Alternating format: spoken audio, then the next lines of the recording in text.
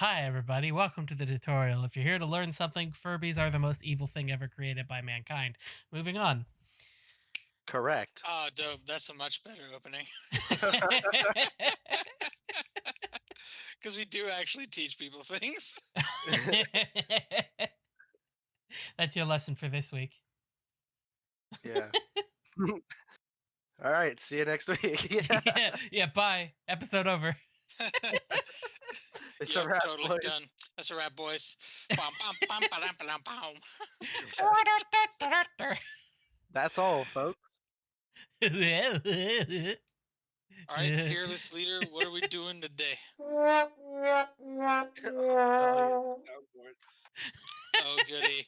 Yes, by the way, Beard has downloaded a soundboard and a voice modulator I changer. got soundboard. So now we're going to have that constantly Yeah. interrupting everything. I used to have one of those. You. Nice. Dude, I hate having cough drops in my mouth. I'm sick right now. I'm like really sick. Like not really sick, but like annoyingly sick. Does you have the sickness? I don't The have big sickness? I don't have the big sickness that everyone's worried about because I can still taste things perfectly fine. Like for example, Yeah, this that's not a thing that happens to disgusting, everyone who has that. like but... this fucking gross, disgusting cough drop in my mouth right now. Wow. Okay. So, this week. Damn, dude, what's with all the hate for cough drops? They taste like shit. Which Except for the ones? strawberry Which ones. ones do you have? Cherry. Oh, because I've got The ones that everyone has. I have the honey lemon ones. I don't like those ones either. I think I they're like the the best strawberry ones. because lemons are superior. Yeah, but they're not superior to strawberries. They're much superior to strawberries. No. Yeah, but when mixed with strawberries, if I was they gonna make say, a nice hold on. strawberry lemonade. If we're saying like lemons as a fruit taste But here's the better than thing. strawberries as a fruit, I would argue you're wrong. But I here's would the argue thing. lemons Wait, have wait. Lemon But listen, flavored shit But listen. versus strawberry flavored shit. Lemon flavored shit is better. Listen. Okay, so you're telling me you would rather have lemon cake than strawberry shortcake? Yes, absolutely. Yes, 100%. Okay, I mean you're kind of right. I think I would too. But it's like, oh well. Also, I'll just prove my own point. Moot. I'm just Also, saying. I think lemon you has put- more listen. versatility than a strawberry does. Listen. Lemonade is really good by itself. Strawberries are really good by themselves. But if you put them together, what's the better part of it? Is it the fact that it's strawberry lemonade, or is it the fact that it's lemonade with strawberries? It's the fact that it's lemonade plus strawberries. Agreed. Because you wouldn't even have something to mix the strawberries with if you didn't have right, because like strawberry juice, that's like not a strawberry thing. juice is lame. I mean, you can just eat strawberries. Like strawberry juice is a thing. It exists. You can get it, but it doesn't taste great. Most of the like stuff that makes strawberries taste good are in the flesh of the strawberry, not the juice. So I have a box of crickets. Why? Because he has a because gecko. I have a box of lizard as well. Yeah, I got a gecko. Oh, you have a gecko. In the time between now and the last You did post that in the other chat. Yeah. Like, sneaky boy. Yeah. So in the time between this episode and the last one, I have acquired a gecko. He says that like he went and bought a gecko. No, they just pulled it in from outside. No, that's actually exactly what happened. I pulled it in from she pulled it in from outside, but yeah, we pulled it in from outside.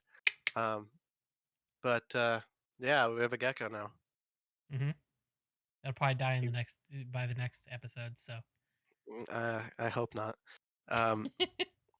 She ran up my arm the other day, like because I picked up the rock that it was on. What? Ooh, more of that. What? Ooh, more of that.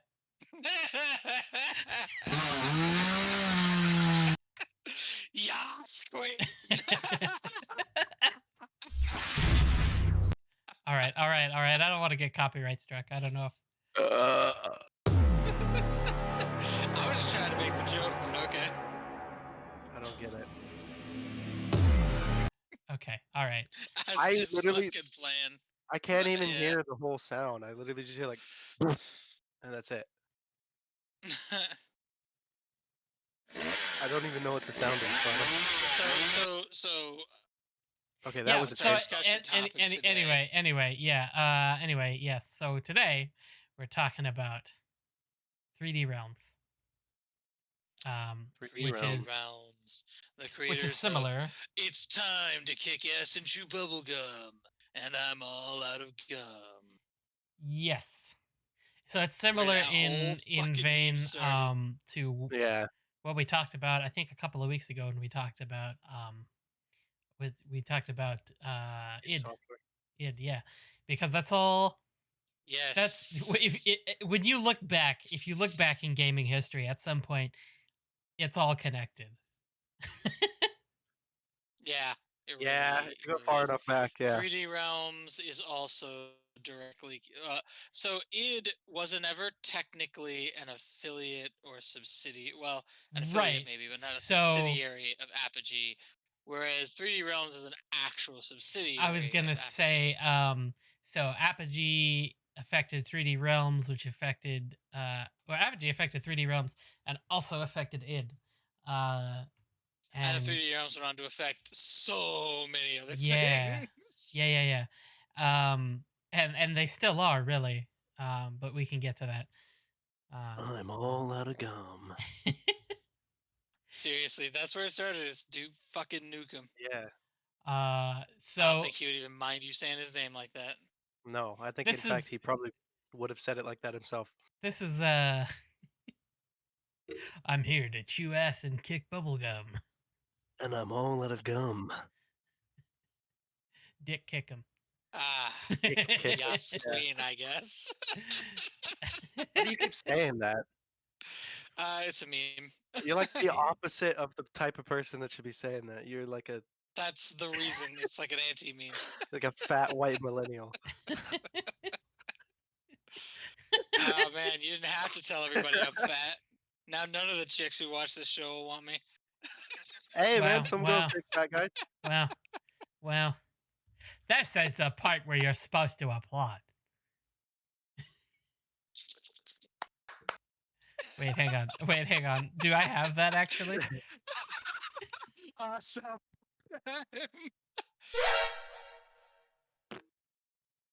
I don't. Got fart sounds though. That's not applause. Hi, I'm Derek Bum. Say good. Okay, not that one. Yeah, that one too. Oh, Derek Bum with kitchen gun. What? I don't. Okay.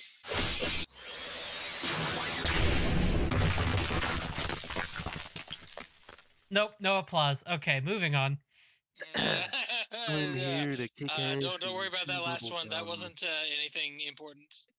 I'm here to kick ass and chew bubble gum, and I'm all out of gum.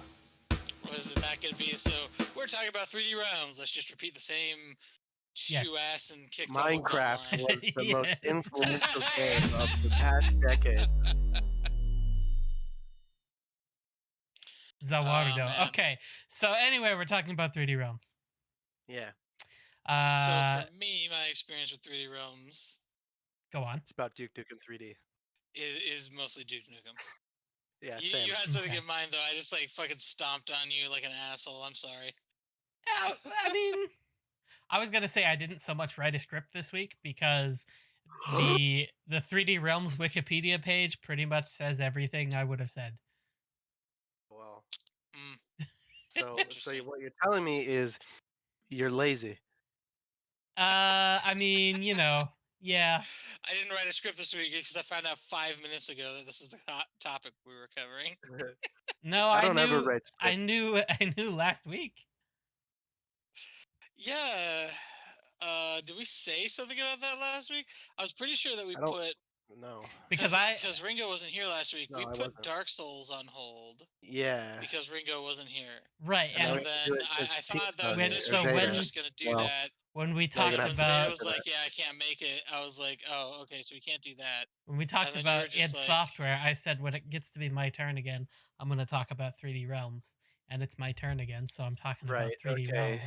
Yeah, so we just keep pushing Dark Souls off to the future somewhere. Well, to be fair, someone's missing. To be fair, it's my turn this week, and I'm not going to talk about Dark Souls. So, yeah. Right. Yeah. What you have to say, Beard, about 3D Realms? So yes, definitely smooth transition. Super smooth transition.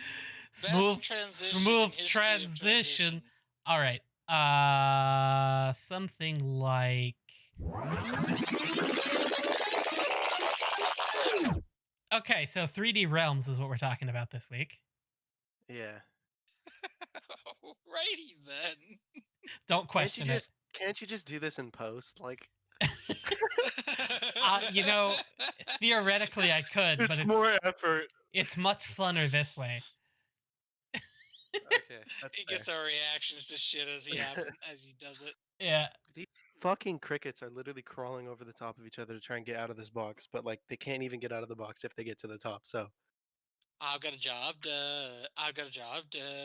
Except it's just a box of crickets. Yeah. So 3D Realms Entertainment. Oh boy. Interesting fact, it's currently based in Denmark. Oh really? Yes. But Where the company it started in Garland, Texas. Well, that is quite a difference. Right? So I'm sure the question is how in the did it get from Texas to Denmark? Is he gonna try to predict when we're gonna curse and do that every time? Fuck no. No. That's just for me.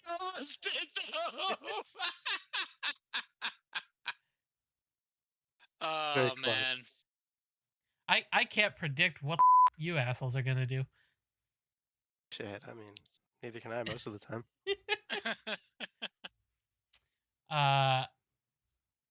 So early in the 1980s, early in the 1980s, there were two gentlemen by the names of Scott Miller and George Broussard, and they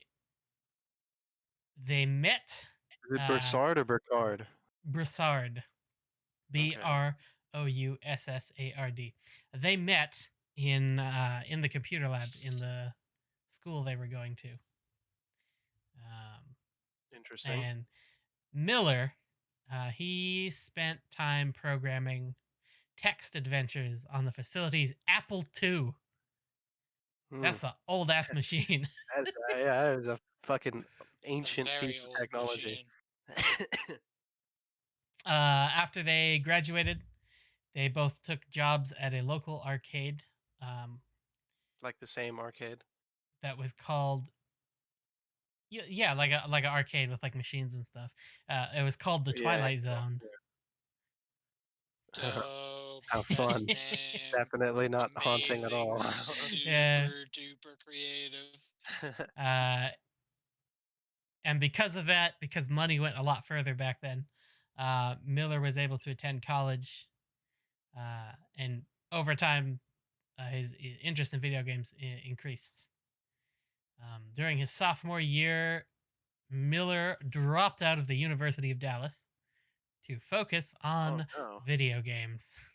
Oh, sounds like every YouTuber ever. Yeah, sounds like most people these days.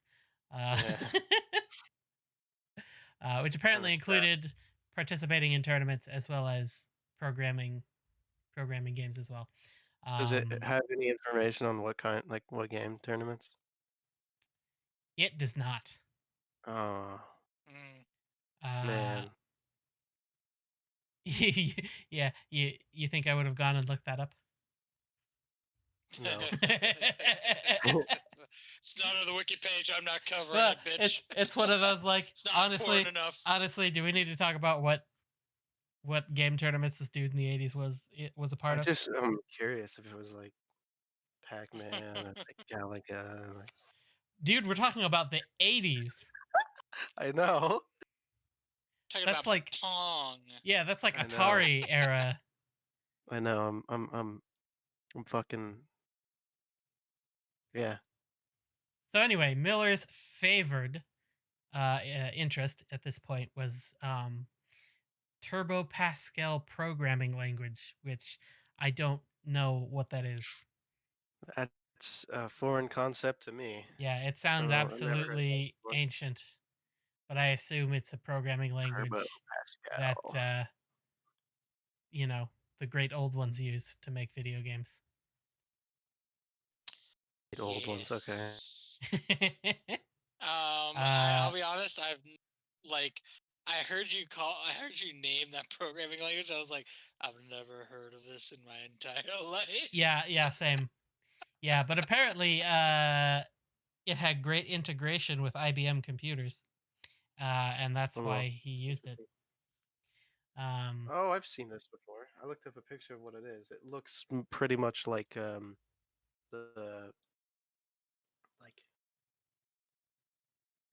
on your desktop, pretty much. Oh, that's because that's a picture of it on DOS. Yeah. Because back then DOS was a thing. DOS was the shit, yo. Yeah. You always knew that you had real shit going on if you had to go to DOS. Yeah, these days you always know just how retro a game is when you load it up, and the first thing you see instead of the game is DOSBox. And it's like, oh, dude, ancient. You're like, oh shit, this is on DOSBox. This is old. The original Rayman is still on DOSBox. Yeah. So anyway, he used his knowledge of Pascal at IBM computers on video games to try to make more money than he was making at the Twilight Zone. And then him and Broussard wrote a manual-style book on how to beat video games, which fell into obscurity due to an oversaturated market.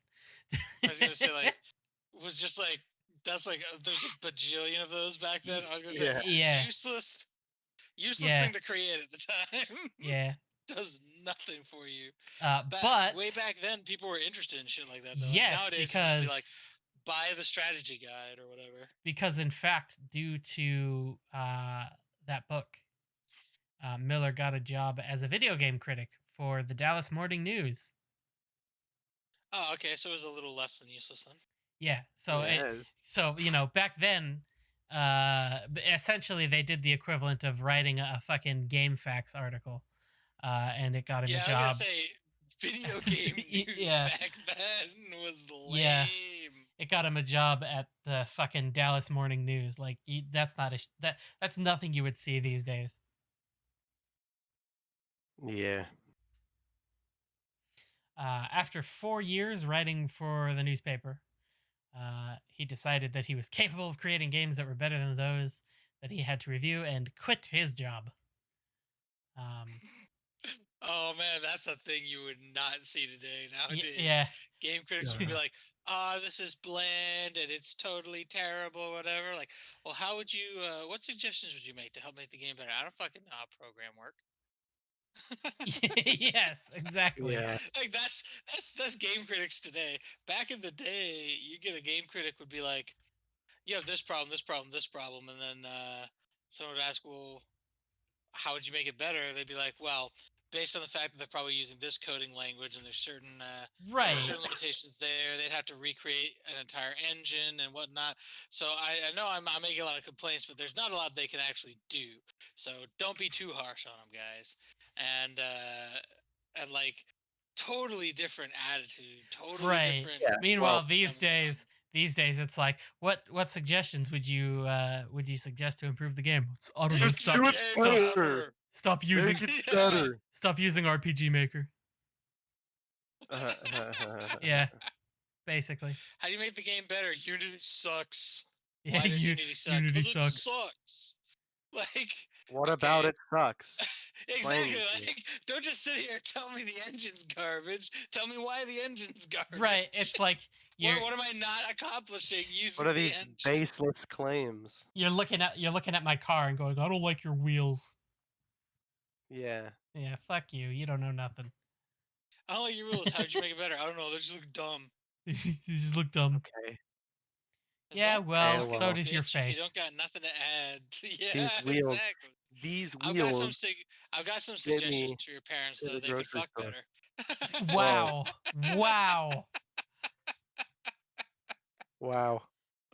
If you gotta cut that out, cut that out. But like, why is it? Rude. Good lord. Well, yeah, but I thought that was the direction we were going right now. So is your face. All right, yeah. So I wasn't gonna make Too any. far, I wasn't guess. gonna make. If anything, I was gonna say, hey, I can recommend a plastic surgeon. You know, okay, fair. Weak. That's That's probably weak. a bit more reasonable. I love how RIngo's will be like, nah, man, balls to the walls. I Yeah. love it." Oh man, that could. I just love making people mad at me. That's all. That would be such an awkward conversation, man. Like walk in on your parents and just be like, guys, what the fuck were you doing when I was made? Were you even trying? Come on. Was I the result of like a sad hand job went wrong? How? Please How? explain to No, me please how don't. that. Please don't explain. I'll meet you both in the middle What and physics just bending bullshit. I'll meet you both in the middle and just use the word spillage, and that's it. Fuck you, man. Yikes. Your imagination can run wild from there. I don't think that's how that works, but all right. God damn. This has Anyway. nothing to do Back with to 3D ROMs 3D anymore. Yeah, ROMs. back to good old Scott Get my Miller. brain out of whatever the fuck this is. Good old Scott Miller. He then We didn't get to acquired. the point where he founded the damn company yet. He acquired a Yeah. 16.5K modem, which he installed in his parents' house in Garland, Oh Texas. my god, a 16.5K modem, which was half the size of a bedroom, I bet. I don't know, but probably Oh, if we're man. talking about back then. He started operating as a full-time independent game developer. So that is late 80s. Put that wrong. Uh, Instead of modem. most games developed by Miller at the time used extended ASCII characters as graphics. The format appeared popular to him, but ultimately proved unsuccessful when pitching them to publishers. Adding to him not having a college degree or any professional experience in game development. As such, he considered self-printing copies of his games and distributing them freely through bulletin board systems, which is the old-fashioned way of saying forums. Very So, old-fashioned. Here's a fun fact. We didn't have crowdfunding services back then. Yeah. So if you were independent and made something, businesses would just be like, "Go fuck yourself." No one's taking your shit. So bulletin board Yeah, systems, pretty much. that was crowdfunding back then, because Yeah. the board's users could make You- voluntary donations. This is what's You known could, as but it didn't work. It didn't work the this. same. It wasn't as smooth, and you had to have the charisma to like But see, convince people your shit was worth it. here's the thing. That was shareware. That is what shareware was. That's how shareware worked. Mhm. Yeah. Basically, they would distribute the game or a portion of the game to people. Essentially, you'd get a demo, but the demo, unlike the stupid demos you have these days, where they're like, here's yeah, where they're like, here's fucking 2 minutes of the game and you don't get to do shit. Back then, it was like, here's the first like 2 levels of the game. Yeah, which could be 2 minutes, or it could be 20 minutes, or it could be 2 hours. Yeah, and then if you're interested in buying the rest, basically once you got to the end of the shareware version, you get a pop-up that's like, to buy the rest of the game, go here. Yeah, Or yeah. call this And then number you could or do like whatever. mail order Yeah. some shit. Yeah. Yeah. Like you would send money in the mail to the company. Yeah. And it'd either be a check or like actual cash. Yeah. And Because then, Yeah, things that were would do- different that back would- then, man.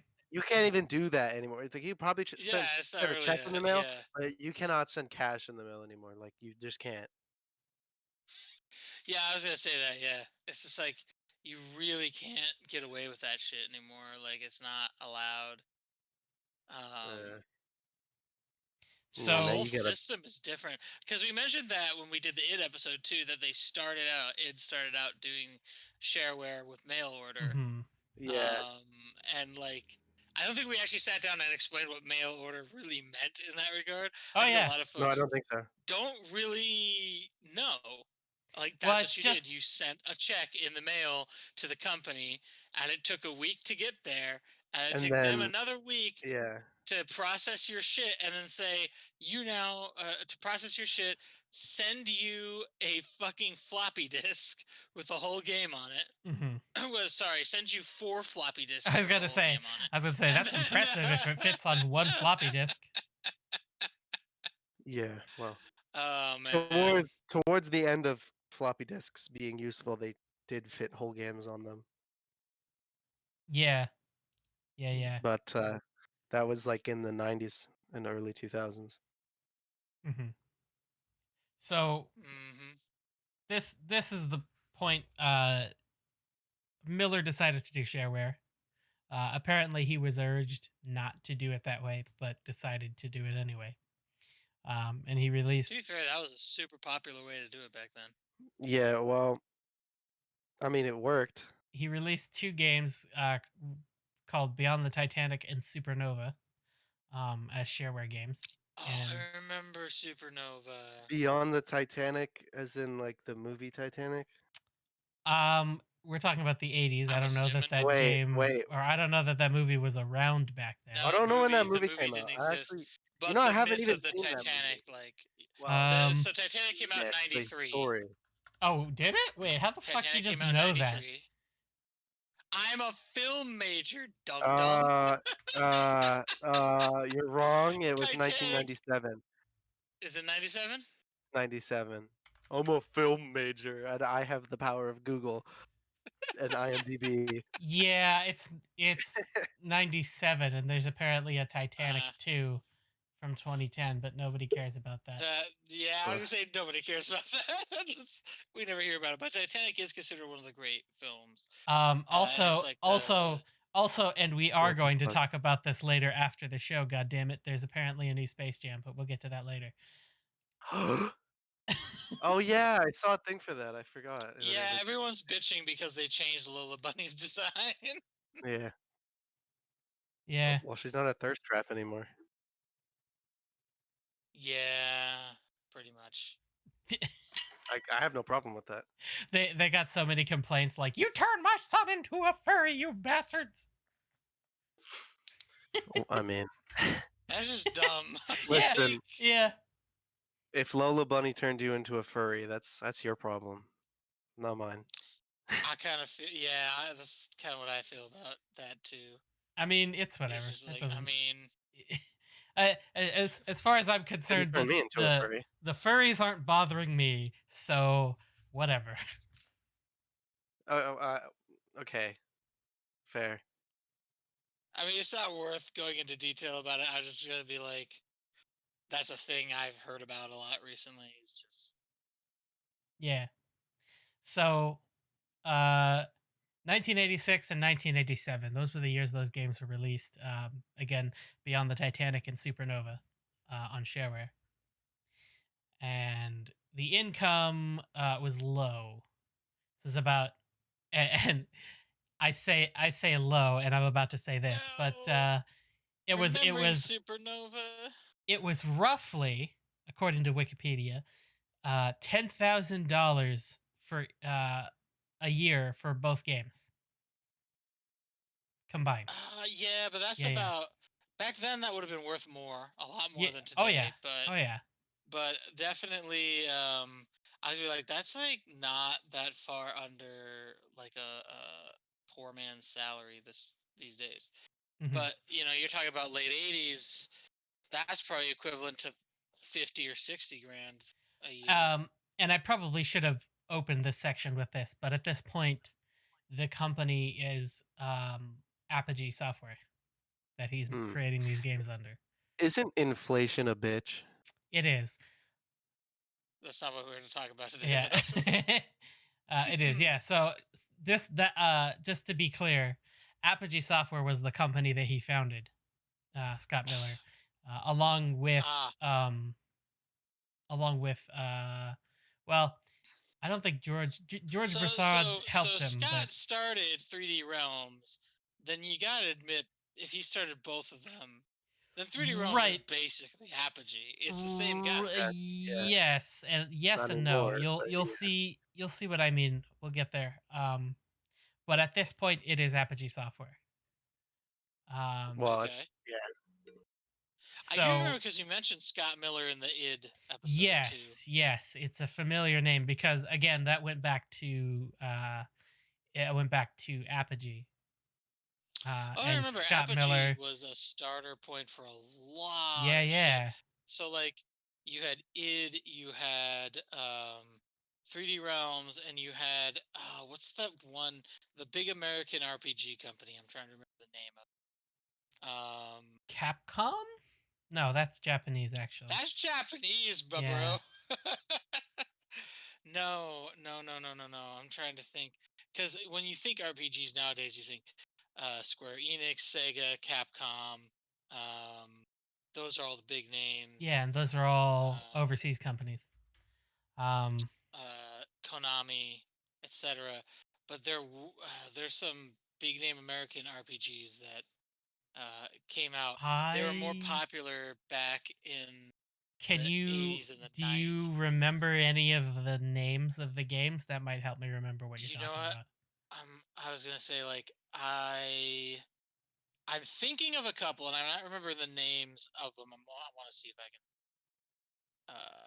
if I might be able to just Google popular American RPGs and get a hit. You want to know? I think, because there's definitely Bethesda, but they came in way later. I don't think they were affected by Apogee. And at this point in time, when we're talking about Apogee Software, Bethesda's not really a thing. They are still Black Isle Studios. Oh, but didn't they affect some of the early ones, like fucking the space one everyone talks about? That's all spreadsheets. What? God damn it! I remember the name. No idea. Are you talking about EVE Online? Are you talking about EVE Online? Oh, EVE Online. Maybe. Wasn't one of the big developers for EVE? Didn't he come out of Apogee? Are you talking about Sierra? Is that the company you're talking about? Yes, that's the one I'm thinking of. Sierra is the Sierra. Oh man, that's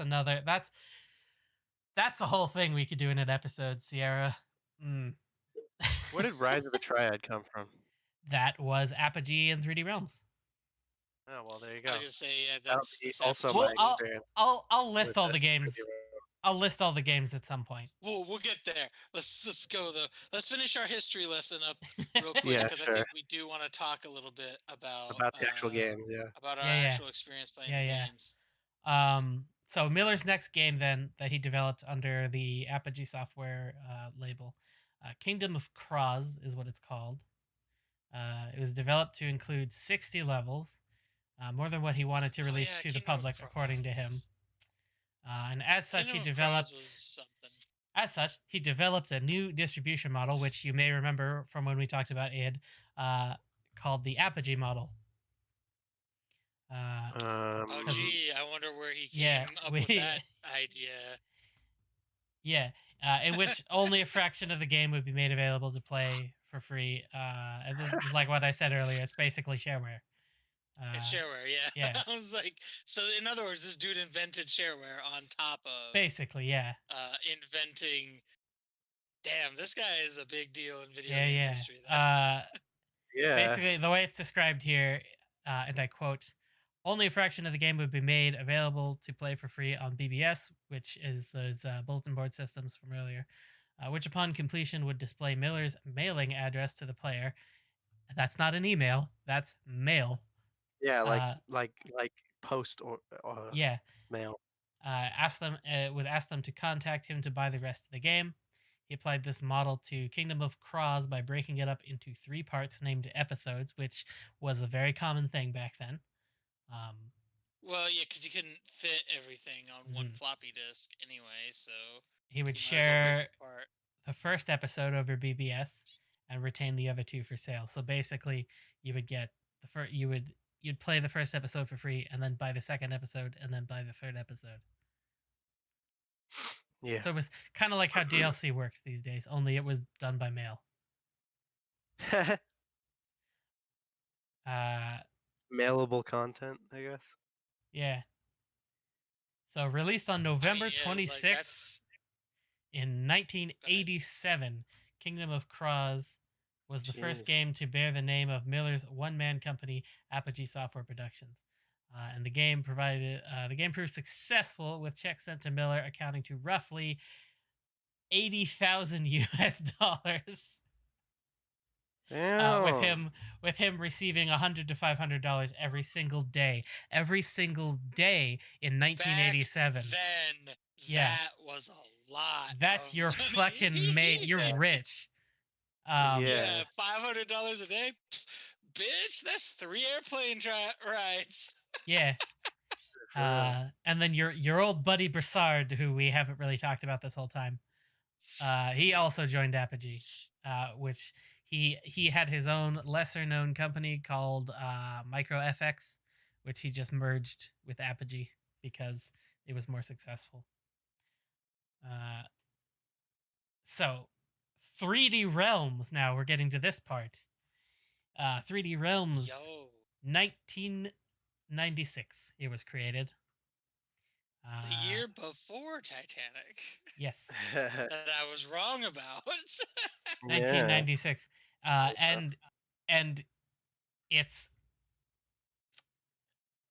the date of its death, quote unquote, was in 2009. Really? Yeah. I say that with quotes because 3D Realms is still going, or I should say it's going again. Oh, there was something I saw that was like really recent by them. It was called like Violence is Necessary or some dumb shit like that. We'll get to that. But again, this is so essentially what I'm saying is 2009 is when Garland, Texas 3D Realms ended. And 2013 that's what it's called.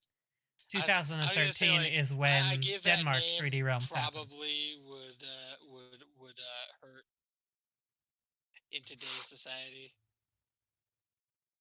Right. I don't know, maybe.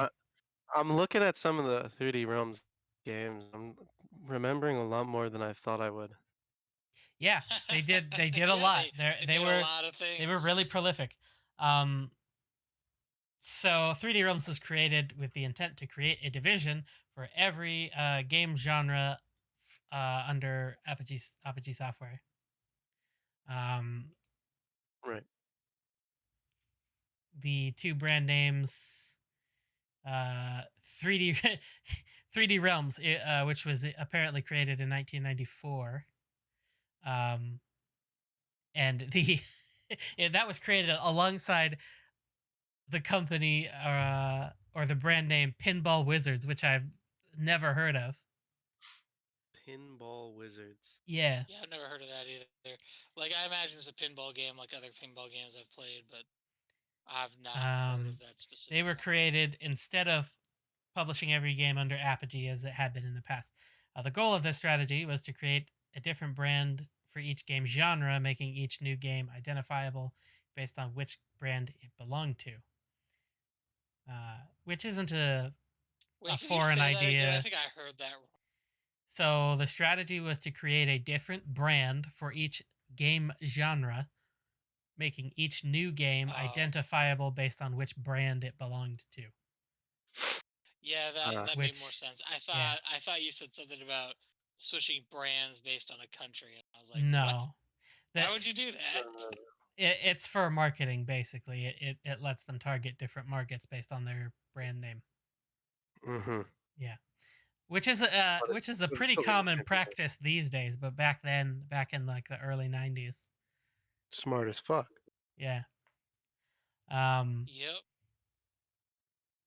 However, many of those very genres, such as platform or scrolling shooter, that were much of Apogee's early releases, were slowly dying out in the late 1990s. That's true because you started getting shit like Call of Duty. Which made this strategy unnecessary. In addition, due to the increasingly lengthy development time in producing a game title, various game publishers are no longer releasing titles at the rapid rate at which they once were. Can we talk about that for a second? Like the reality of how, like, back in the day, you could put a game together in like a year or less. Yeah, because back then things were much it simpler. Just wasn't as big. Nowadays, like, making a game is like making an entire trilogy of movies squashed into a single thing. And it's got to push all the right buttons or it's not going to go anywhere. Yeah. So, like, just to take a great example of that, to jump back to id for a brief second, is old Doom versus new Doom, and like the way that shit was done. So, like, old Doom was literally just the whole backstory of it was your rabbit got killed. Also, there was something about your boss as a space marine.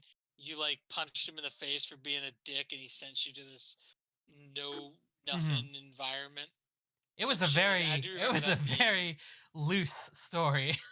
Yeah, it was very loose, and it was basically just like, I got pissed off, I killed demons, and that's it. That's a whole fucking story. There wasn't story you got out of that was in Doom 2. They went to Earth and they attacked the Doom Marines' hometown specifically. Yeah. Because when they made Doom, the focus wasn't on the story. The focus was on have gun, shoot demon. Yeah, but the focus was on even the fun. RPGs were more focused on the combat aspect and gameplay and whatnot. You look at the old ass RPGs, even like the old ass what do they call it? Final Fantasy. Like, look at the first Final Fantasy. The story was literally knight betrayed by kingdom, still princess, go save her. You go save her, and then he's like, all right, collect the 4 things, beat the 4 bad guys, and go beat the final bad guy, and that's literally it. That's the whole story. There's nothing. There's nothing to pad that out. Nothing, whatever. You look at like modern Final Fantasy, like Final Fantasy 13, for example. Nobody liked that game. There's a whole fucking story about how you had these godlike beings who were slaughtering humanity to try to get the one true God to come back and like be their father again or whatever. And it's like, geez, like this level of storytelling doesn't exist back then.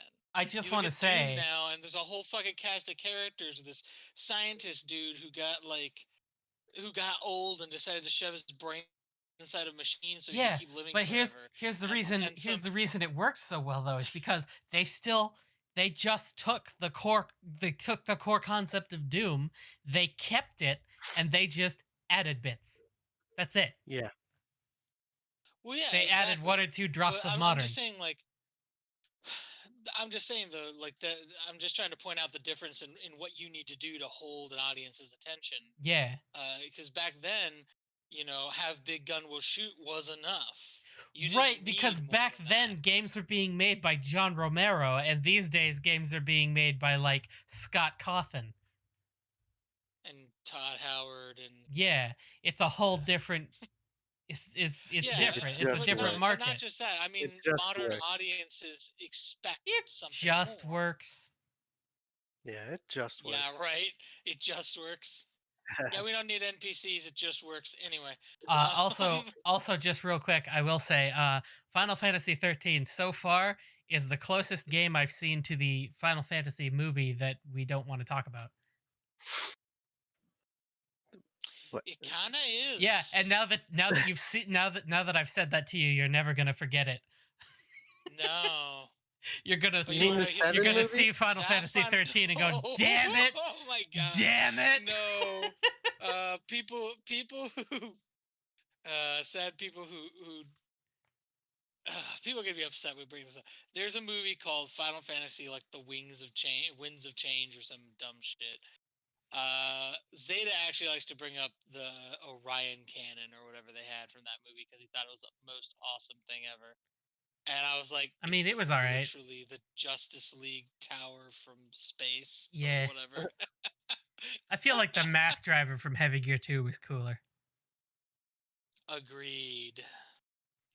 The Mass Driver from Heavy Gear 2 and the giant fucking space rail gun. Oh, you know what I just realized is Zeta's not here, so I can Quake 2. I can edit in whatever I want. So yeah, the Mass Driver was way cooler, isn't that right, Zeta? Stay in school, kids. Yeah, see, he agrees with us. Then you're just gonna edit in like, yeah, totally. Yeah. I'll just send him a text. I'll just send him a text like, "Hey man, I need you to send me a voice note that says, yeah, absolutely." He's gonna ask so many questions about that. He's gonna be like, why? Do not question the fearless leader. I'll just be like, I need it for editing purposes. Well, that's gonna make him even more suspicious. Yeah, he knows he wasn't in on this today. Exactly. Why do you need it? Well, you weren't there, so it's not important. Just give me just send me the audio file. Let's be honest. By the time this episode comes out, he'll probably won't remember anyway. He probably won't. Yeah, he probably won't. Yeah. Then he'll watch it and be like, "What? Screw you! No, I don't believe in that." What the Orion He's cannon? He's mad at me because I probably named it wrong. It's probably not called the Orion cannon. It's probably called like the Thor cannon or the Zeus cannon or some shit. Oh, that's and he okay. knows exactly what it's called and thinks it's the awesomest shit ever, and he's gonna be mad at me for. That's okay. You can't just blow a hole in the surface of Mars. Zeta's not mad at you, isn't that right, Zeta? Stay in school, kids.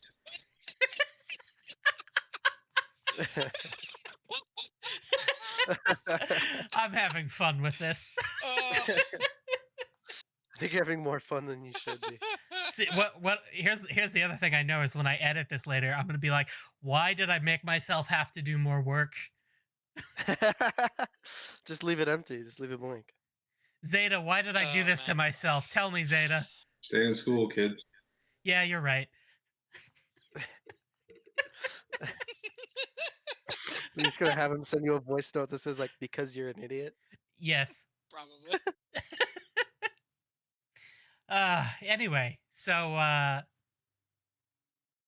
yeah, Apogee. And they've created 3D realms at this point. I just want to point out like the difference in game making.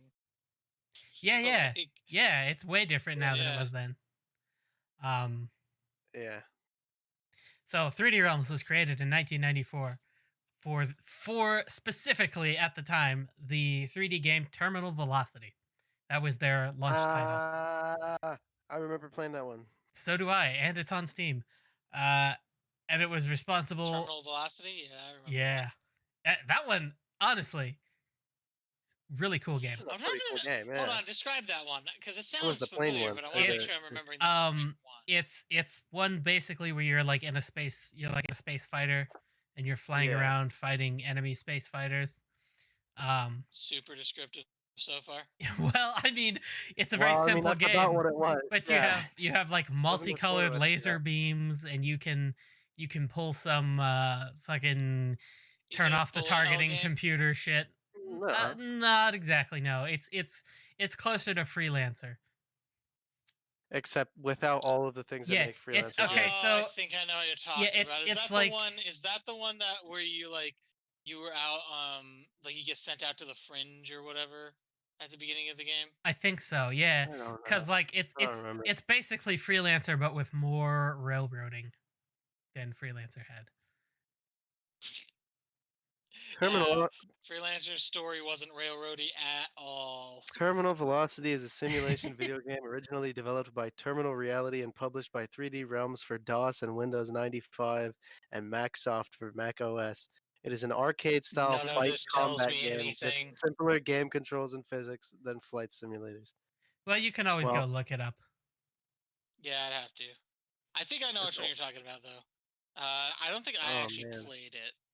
But I think Zeta played it, and Zeta loved it a lot. I played it a lot. I played it. Zeta played it.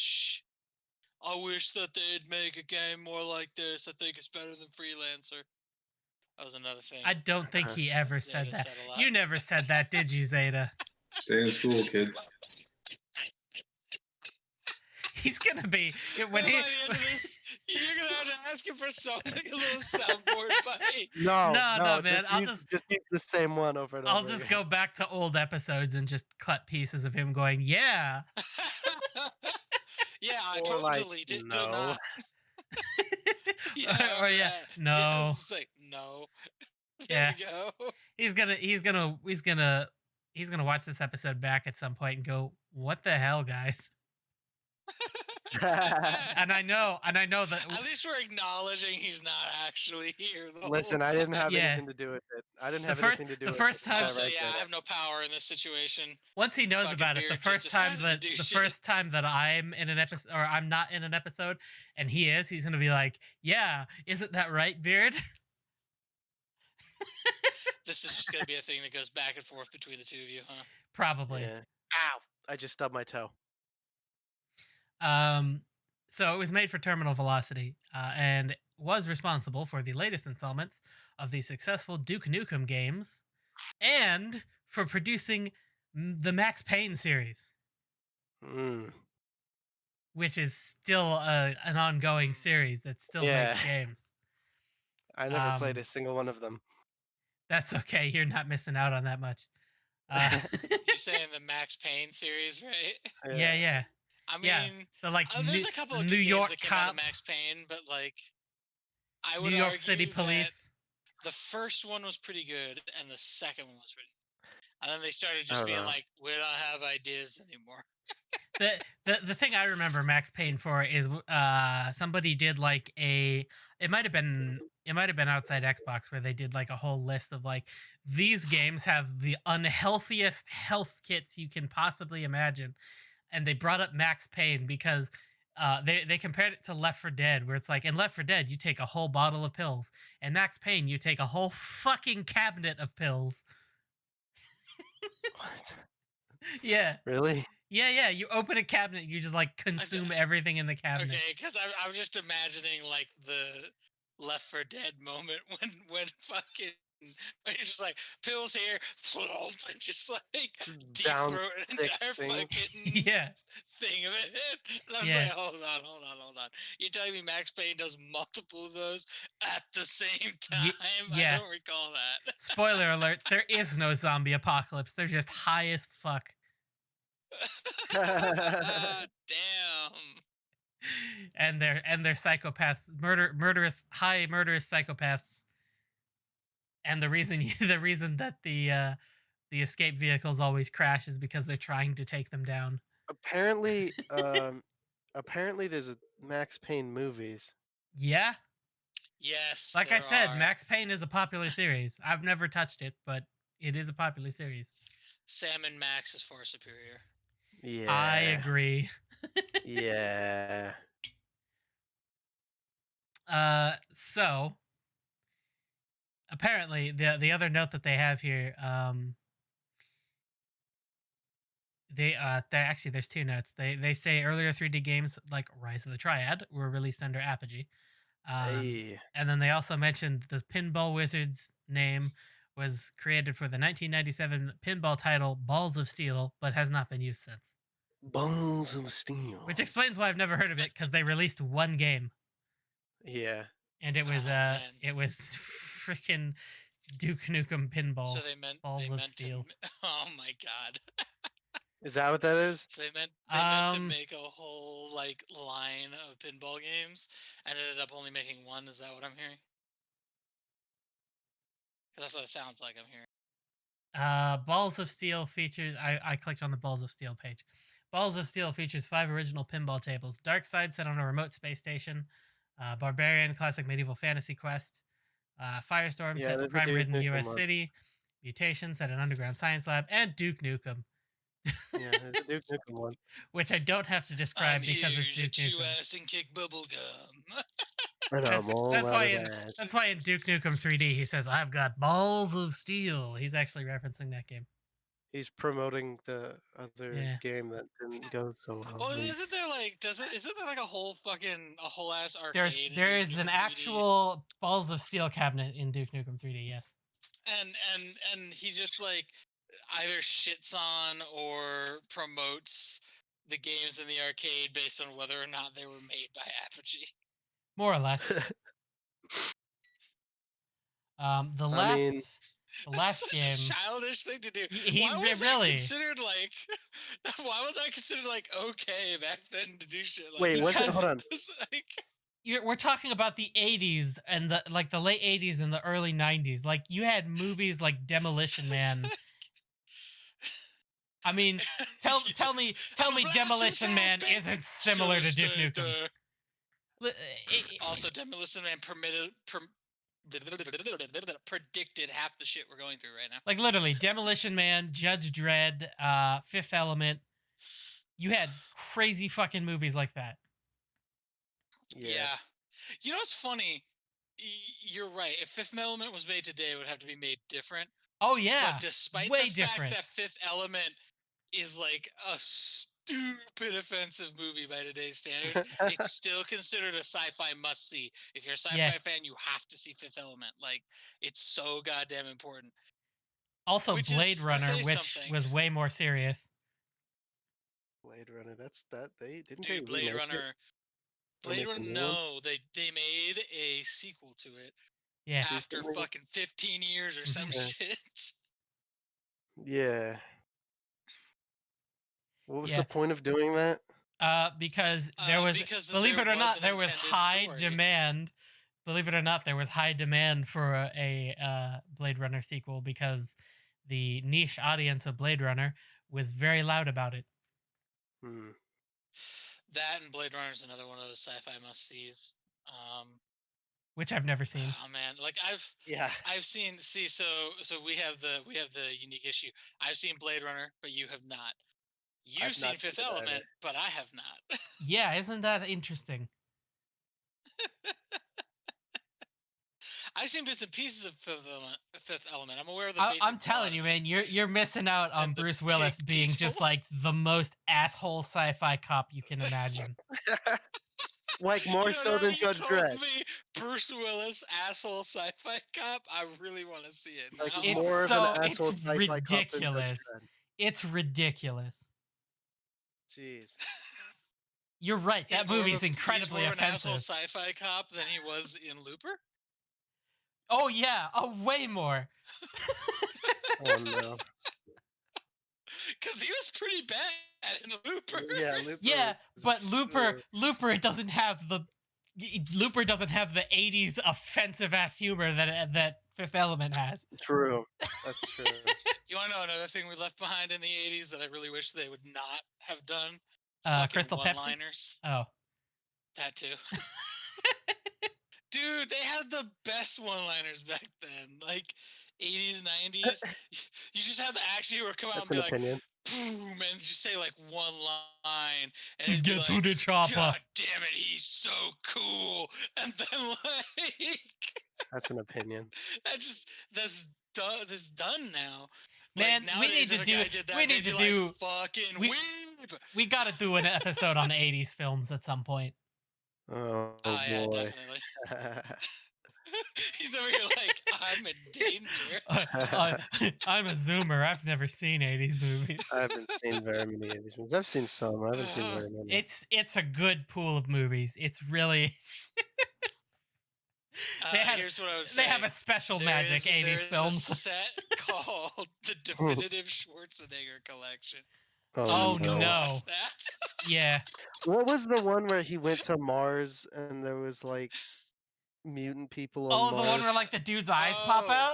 Yeah, what was that one called? Oh fuck! I was gonna say Total Recall for a sec, but that wasn't it. No. No. Was it? No. It's a different one. It's a different one. Dude. I don't remember the name of it either. That movie was really. The funny thing is, funny. I know that if I went and was like, Dad, what was the name of the movie where Arnold Schwarzenegger was on Mars? He'd tell me right away. Oh yeah. In like 2 seconds. Biggest Schwarzenegger fan. His movies are like Schwarzenegger and Stallone. Yeah, so like 80s action What a flicks. My dad. What a specific so- taste in movies. Yeah, and like the Bourne thing about trilogy. that is, as weebs are to anime, Dad is to 80s action flicks. Oh yeah. Yeah. Oh, absolutely. He loves Jason Bourne. But those Although, conversations to are be really fair, fun like, to have. The culture is different. So where Weeb might buy a body pillow as favorite waifu, I don't think Dad would buy a body pillow. No, he in would just fact, buy a Dad. gun. In fact, He'd I can just tell you buy exactly what he would buy because he bought it. He bought a fucking boxing glove signed by Sylvester Stallone because he likes the Rocky movies, and you both know it. You've both seen it. I know you have. Yeah. Yep. Yeah. Yeah, he bought that. I could see him buying a fucking like M16 signed by Schwarzenegger. Oh, Or he something. would.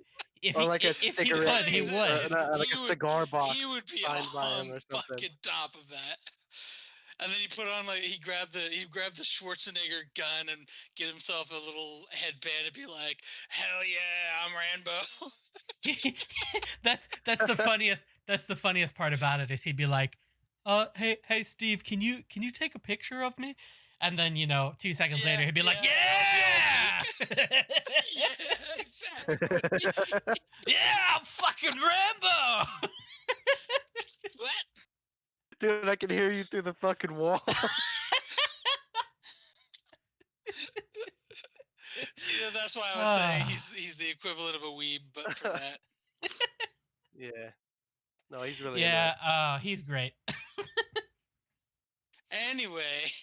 Yeah, we really got away from the point, didn't we? We really keep doing that. went off on 80s movies. Mm-hmm.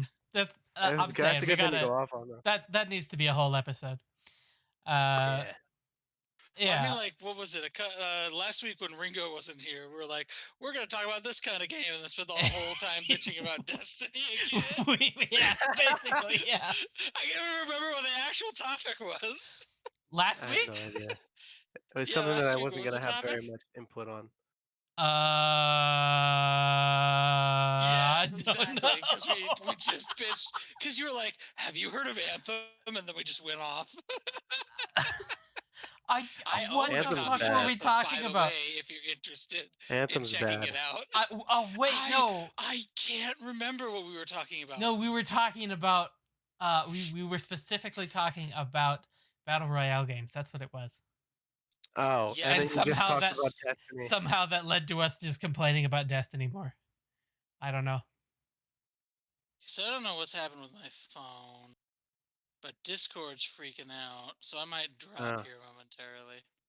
Okay. Just letting you know in advance. Okay.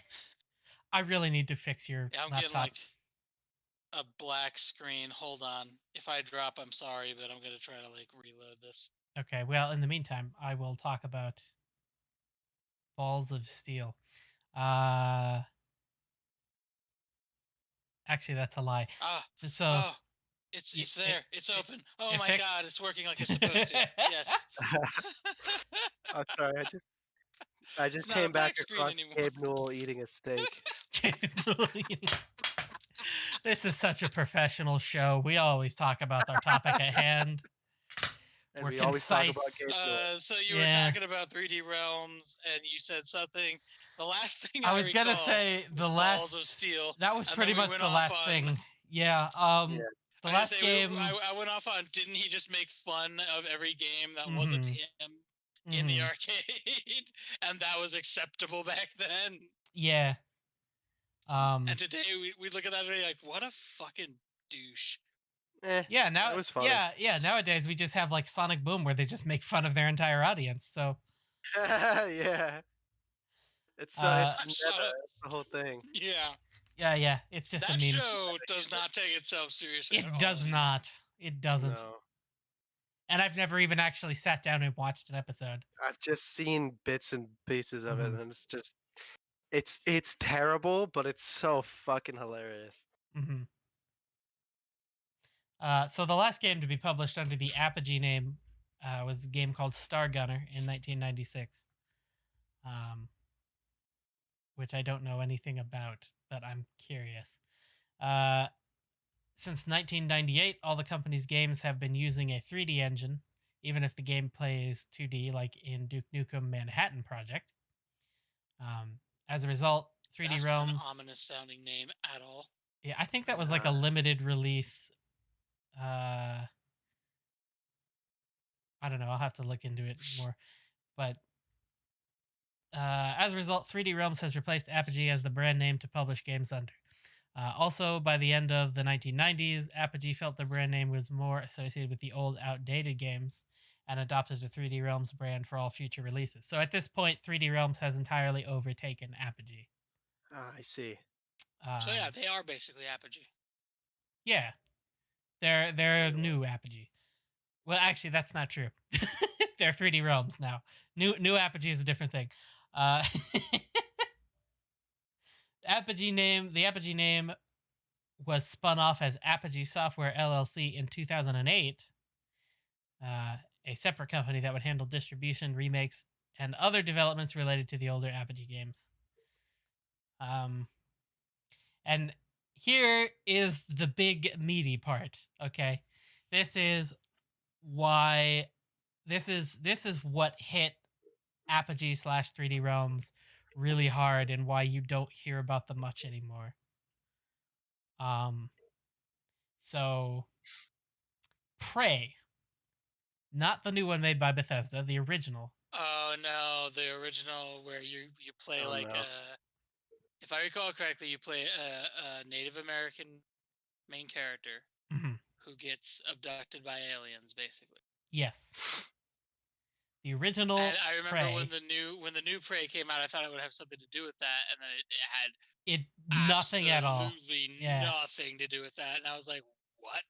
Yeah.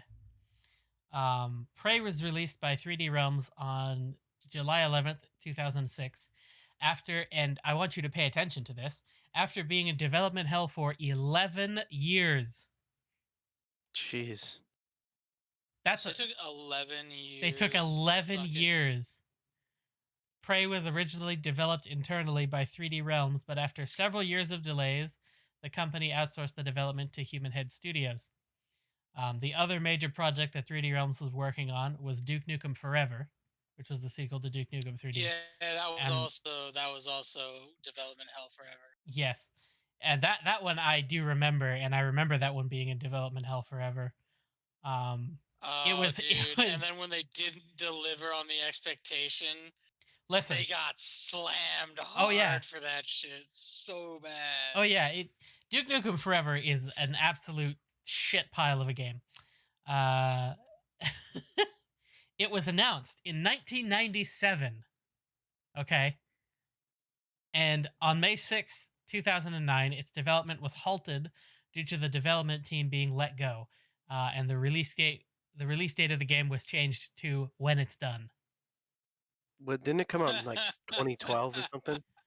I came out in the early 2000s.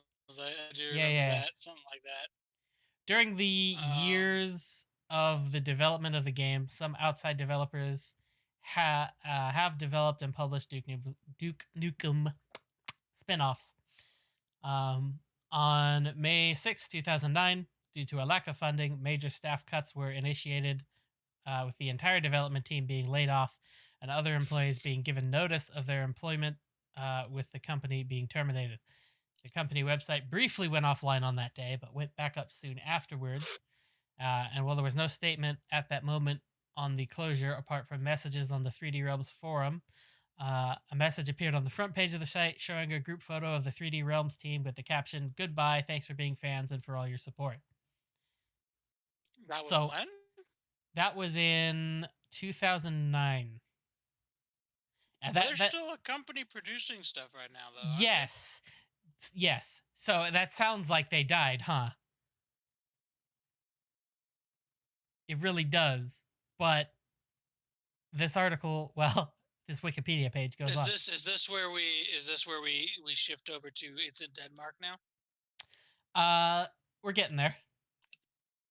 On May 18th, 2009. So keep in mind, May 14th is the day that they said goodbye. May 18th, 2009. 3D Realms key executives released the first full press release with their side of the developments. Quote, 3D Realms is not closed and is not closing. Due to a lack of funding, however, we are saddened to confirm that we let the Duke Nukem Forever development team go on May 6th. While 3D Realms is a much smaller studio now, we will continue to operate as a company and continue to license and co-create games based upon the Duke Nukem franchise. Take-Two's proposal was unacceptable to 3D Realms for many reasons, including no upfront money, no guarantee minimum payment, and no guarantee to complete Duke Nukem Forever. We viewed Take-Two as trying to acquire the Duke Nukem franchise in a fire sale. So this is in reference to a lawsuit from Take-Two. The company Take-Two? The company Take-Two. They were the holders of the publishing rights for Duke Nukem Forever. And when the development team was let go, they filed a breach of contract lawsuit against Apogee Software, or 3D Realms, over failing to deliver the aforementioned title.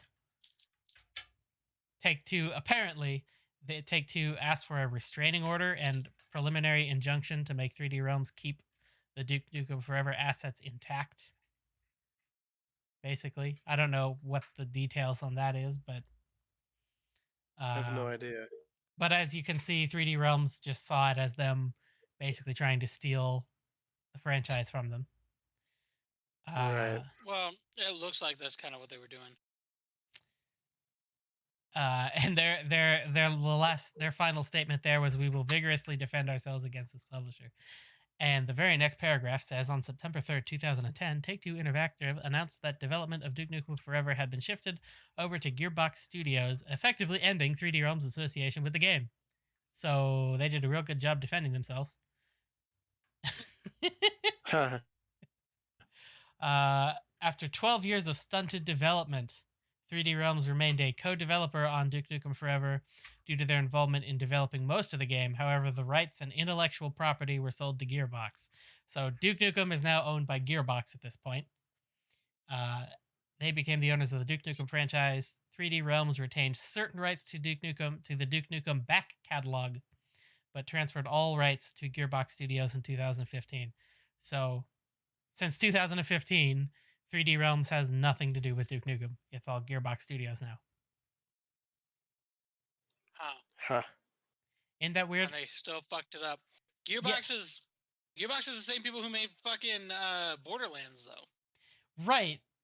And but the How thing did they is, fuck it up?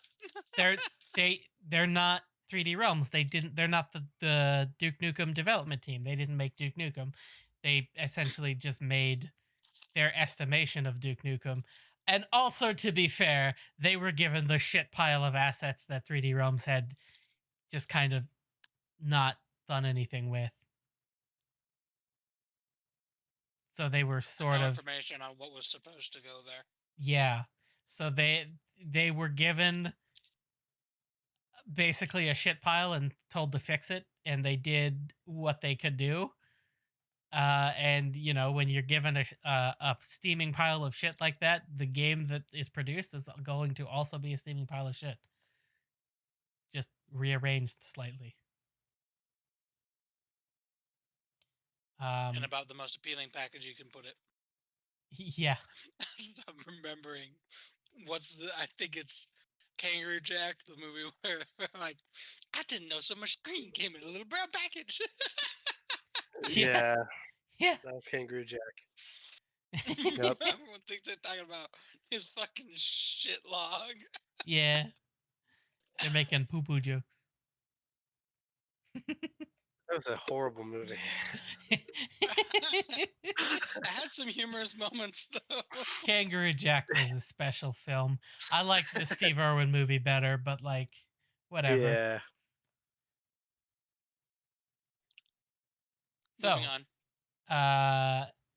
an external developer, Interceptor Entertainment,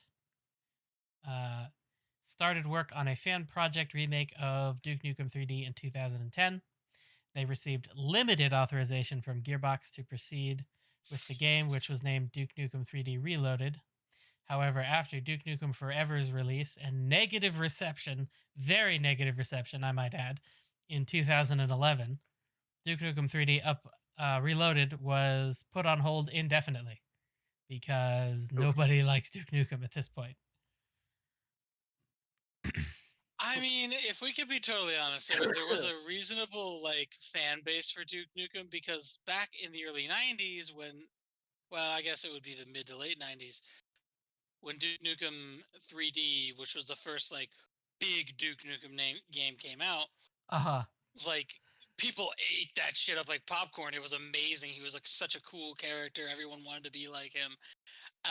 But then you take that character and you drop him 15 years or more, 10 plus years later, right? Right. The world has changed, and that shit so is not acceptable anymore. He's gone from being the badass with the shotgun to being the boomer with a shotgun, you know? Yeah.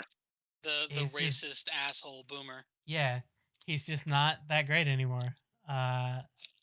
It doesn't the whole Duke Nukem thing doesn't really hold up these days.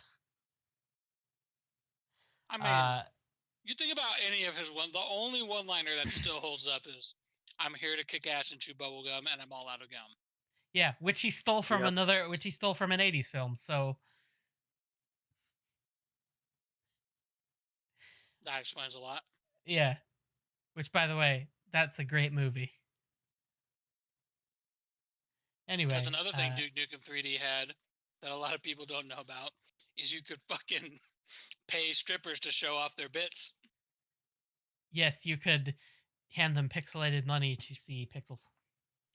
Yeah.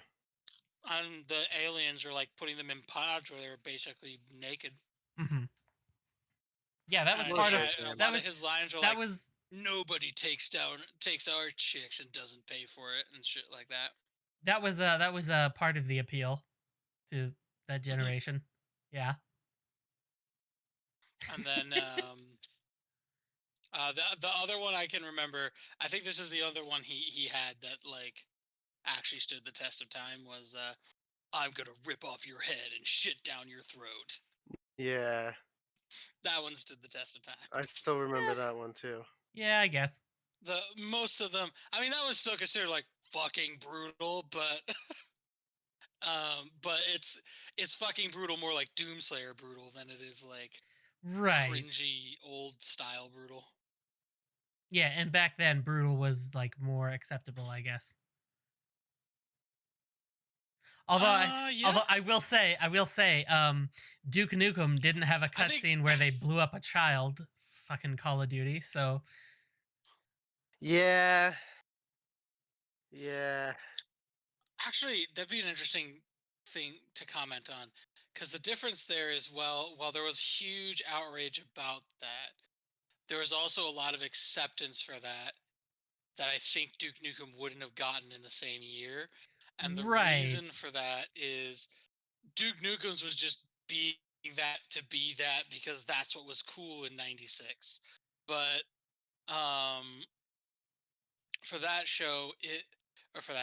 for Call of Duty, that was a point to show how evil these motherfuckers were. Yes. That you weren't going after some antagonist who was what's the word I'm looking for?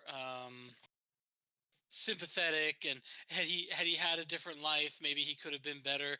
This wasn't a Batman villain. This guy was a terrorist, and all he wanted to do was terror the world into submission. And that's why there was a level of acceptance for that. Whereas you bring Duke Nukem's crap from the past out into the present, and it's okay, that's cringy and childish, and just fuck off, dude. Whatever. No one wants to hear your shit. Yeah. And to be fair, they do basically the same thing in a lot of Hollywood films. There's movies where children die for one reason or another. You know. Yeah. And for the same reason they use it to portray, oh well, this villain is really bad. I would argue that the more controversial one and the one that deserved the outrage it got was No Russian. And neither of you have a fucking clue what I'm talking about. No. No, I don't know what No There's Russian a is. scene, or rather a level in...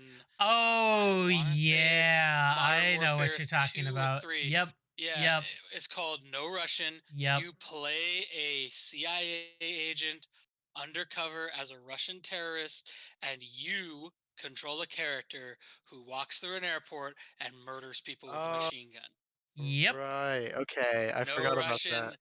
That deserved the outrage, and the reason that deserved the outrage is you had to make that choice. And if you don't shoot anybody, your Russian comrades turn on your eyes and go, yeah, we didn't think you were legit either, and just gun you down, and you fail the mission. So to succeed, to finish the game, if you to be fair, they did give like a warning. I was like, there is some shit in this game that might offend the fuck out of you. And I do believe at the beginning of I think at the beginning of the level they said, hey, this is going to get offensive, you can skip it if you want. Yeah, but if you don't skip it, if you say, no, I want to see what this is, then you have to do it. Yeah. Or you don't move on. But also, to be fair, that's on you, buddy. There's also, there's a part, because I just recently, like in the past, like couple months after it came out, I got Modern Warfare Remastered, and I went through and played the campaign. There's a part where you're literally holding a gun to this dude's son while you're interrogating him, or like his son and his wife. That's some... God, man, you remember when video games were just about like fucking killing aliens and shitting down their neck? Holy shit. Or like being the aliens and wiping out the entire human race, you know, destroy all humans? Yeah. Yeah, no, but good times. Yeah. Yeah.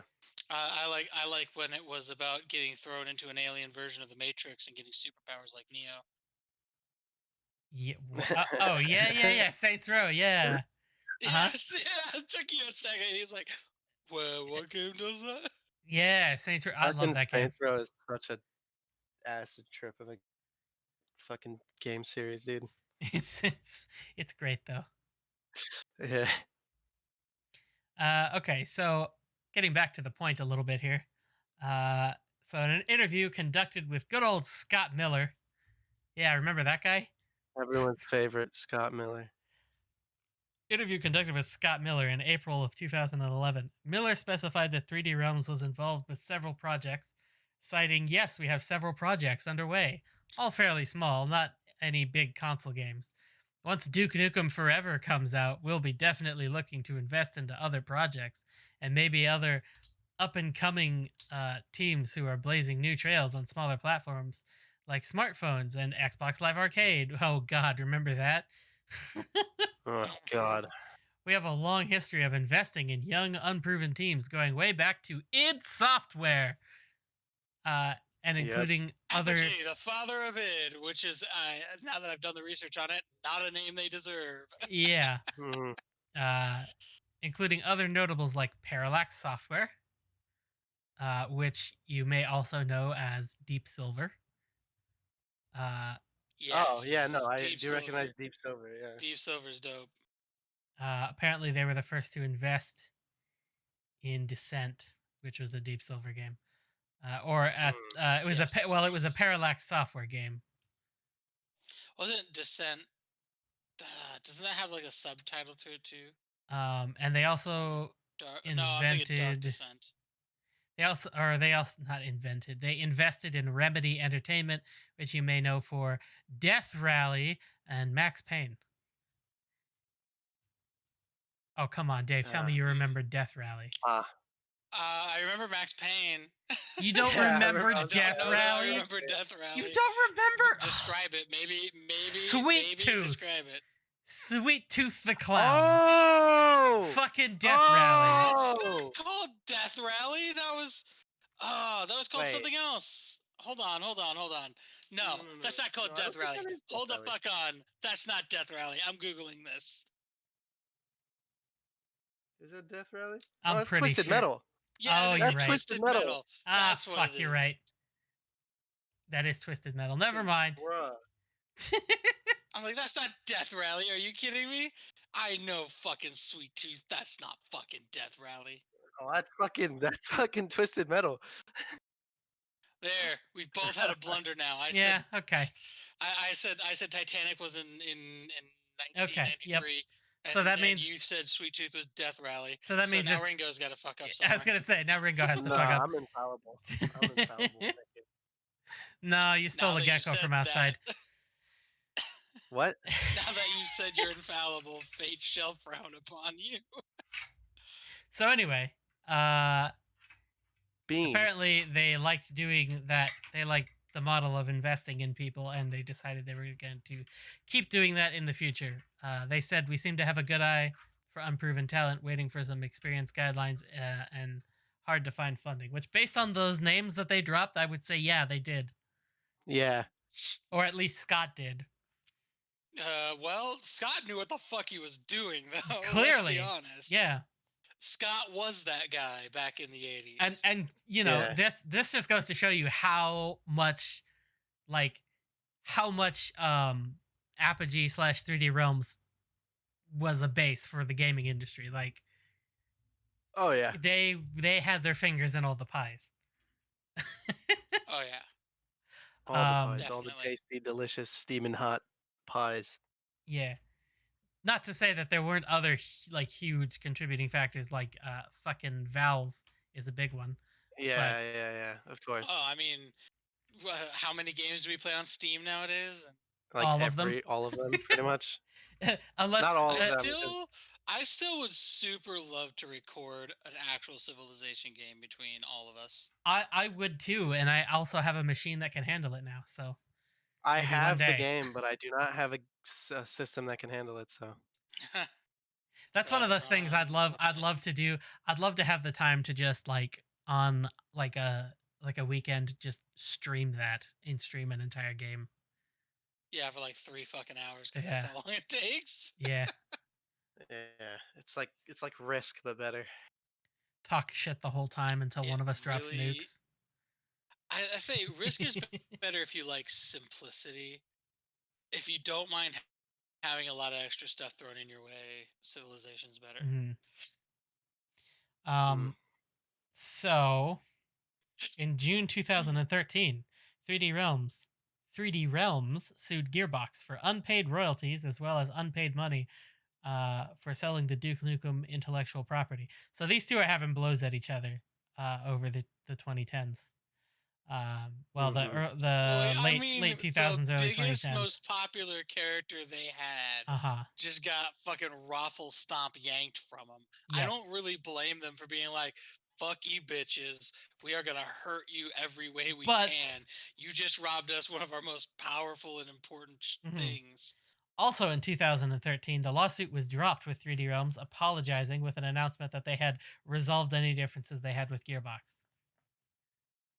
In 2019? In 2013, the same year that they sued them. Huh. Yeah. 3D Realms has since sold the rights to some of its older titles, leading to several remakes. One of them, Rise of the Triad, in 2013. Hey. I fucking love that remake, by the way. It's great. I couldn't play it. My computer don't handle it. It was developed by Interceptor terrible. Entertainment. I will say my favorite part, the thing that I love most about that game, is if you pick because you have a cast of characters that are all from like different countries. If you pick the American guy, Right. His name is Doug. When you pick up the drunk missile, which in the new Rise of the Triad is basically just a rocket chain gun. Yeah, you pick it up as the American, and he goes, His mic cuts out. I was gonna say, you pick it up as the American, he goes, That's Yeah. gonna sound. nothing. That's gonna sound. Like, He no just. sound after that. I looked down at my phone like, did I just drop my fucking call again? No. Yeah, appropriate. Yeah. So anyway, He just does like a scream. Yeah. 3D Realms. Where was I here? It was developed by Interceptor Entertainment, the new Rise that tried, and published in 2013 by Apogee Software LLC. Another remake, Shadow Warrior, was developed by Flying Wild Hog. I actually played the Shadow Warrior remake, and it was not bad. And it was published by Devolver Digital in 2013. Yeah. Shadow Warrior and Shadow Warrior 2. Devolver Digital? By Devolver Digital. The same guys who made Gungeon. I didn't even know they were working on games after Exit. In February 2014, Gearbox once again sued 3D Realms, but also Interceptor Entertainment. Apparently, they did not get over their issues. Yeah. They also sued Interceptor Entertainment and Apogee Software, which, mind you, at this point is a separate company, for developing a new game called Duke Nukem Mass Destruction.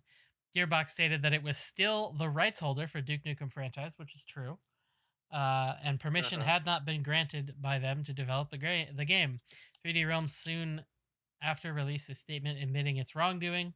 The lawsuit was settled in August of 2015, with Gearbox stressing that it was still the lawful owner of the Duke Nukem intellectual property.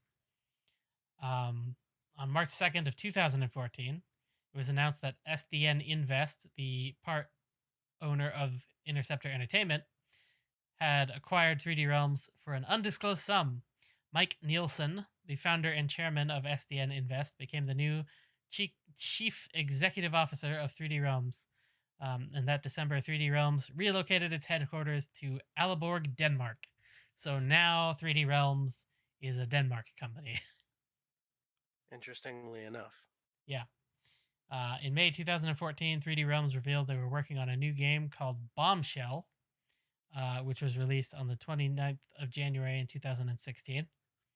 In 2017, 3D Realms announced a return to development with a Zoom platform partnership for Shadow Stalkers, which was expected to come out in 2018 for PlayStation 4, PC, Mac, and Linux platforms. What the fuck is a Zoom platform? I have no idea. Good question. I never heard of that. Our resident Zoomer doesn't know what it is either. There's also no like link on Wikipedia for further information. It just says a Zoom platform. The fuck? I have no idea what that means. ZUNE? ZOOM. Oh, Bernie Stoller. So the only thing I can think of, that's like the Jordan not Freeman. Skype talk to Yeah. What is this? But I really doubt that it was that. Zoom platform games.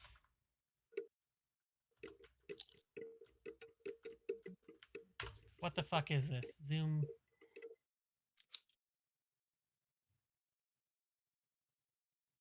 What the hell is this? I have no idea. Let me look it up. Zoom platform. This is a what about us. Zoom's mission is to design, create, and publish traditional and interactive entertainment with a Generation X transmedia appeal. Oh no. Uh-oh. Oh man, that they put the emphasis on Generation X. Yeah. Uh-oh. That's really where it fell apart, huh? Uh-oh. I know why he's saying uh-oh as I'm reading the About Us section. As president / COO of Sega. What?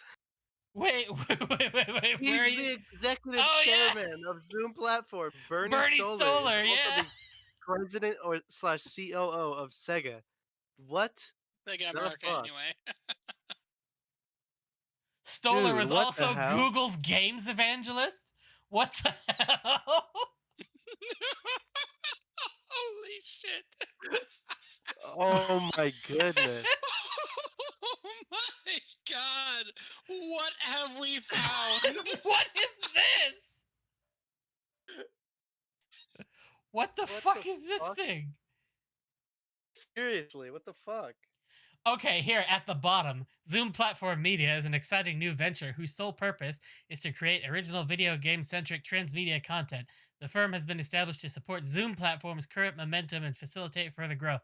The entity's primary initiative is to create and incubate original intellectual property by the video game and filmmakers in cooperation with well-known Hollywood stars. Additionally, the firm has strong interest in establishing film and TV-based intellectual properties. That still doesn't tell me anything, though.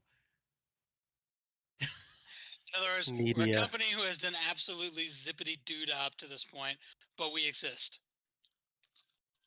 Oh, they have games. 3D body adventure. Oh boy. Oh my god. 3D dinosaur adventure. Woohoo. This is just all the old arcade games. Aliens versus Predator. Alien Shooter. Alien Disco Safari. A Boy and His Blob. Come on. Atlantis 1, Atlantis 2, Atlantis 3, Atlantis Evolution. Biomenace, Planet Strike, Back to Aliens Bed. of Gold. Blood Rain 1 and 2, and Blood Rain Betrayal. Commandos Behind Enemy Lines. Oh, hey. Hey, one good one. Yeah. Cuban But Missile isn't that Crisis. through Eidos, though? Yes. So I'm wondering what is the point of this entire thing? Is it just a platform to play games on? No, it's a platform to buy games off of. Yeah, it seems like it's like a... So they're not game developers. It's like a Steam type of thing. Yeah, but like with very specific taste. Yeah, yes. Yeah, the Generation X. Oh taste, apparently. God, please. Please, RIngo, please click the projects tab on the Zoom platform website. Projects. Oh boy. Please, just...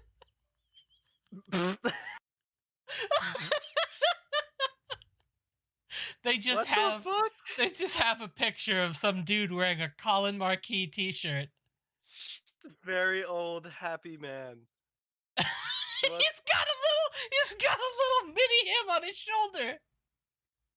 What the Hold on. fuck is So is this website zoom.us, by the way? Zoom-platform.com. Zoom-platform. Christian Eriksen, who looks like an alien. Yeah. You said go to the projects tab. I want Go to the projects tab, yeah. Oh my god! What is this at the bottom? Mr. Travel. The amazing Mr. Travel has just unveiled his greatest creation, a time machine. Oh boy.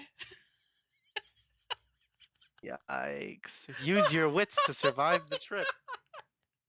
What is this My fucking goodness. gold mine? No.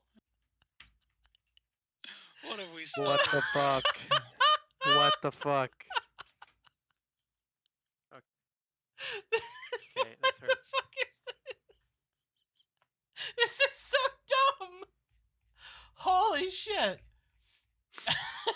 Okay. Wow. Well, that was a rather informative rabbit hole we found.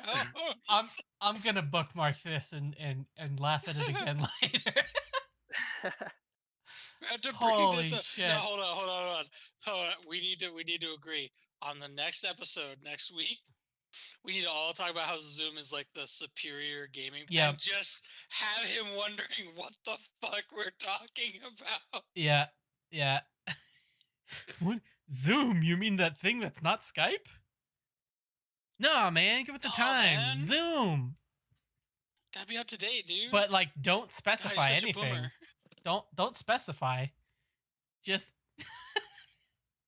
All right. Oh man, yeah. So those guys. That Holy bunch of shit. boomers. I'm gonna have to like just take a video of me scrolling through that and put it in the episode. They're not boomers. They're They're Gen X. Generation X, my dude. No, it's boomers trying to appeal to Generation X, and that's why I'm laughing so hard. We make Generation X. Generation X, and they had to throw trans in there. Transmedia, yeah. Yeah, just to really appeal to Generation X. Oh yeah, my Generation god! X is definitely the generation that gave a fuck about trans rights. Yikes! Wow. Just being blunt. James Blunt, hey. No, nobody. Okay.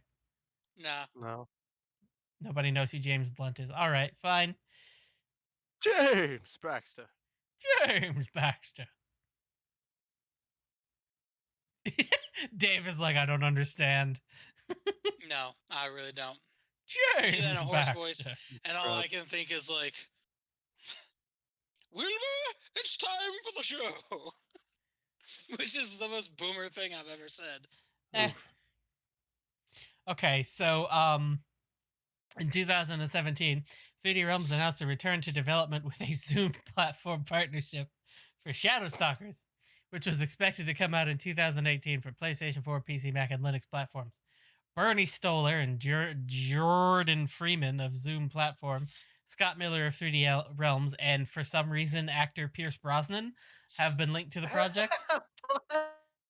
Yeah. What project?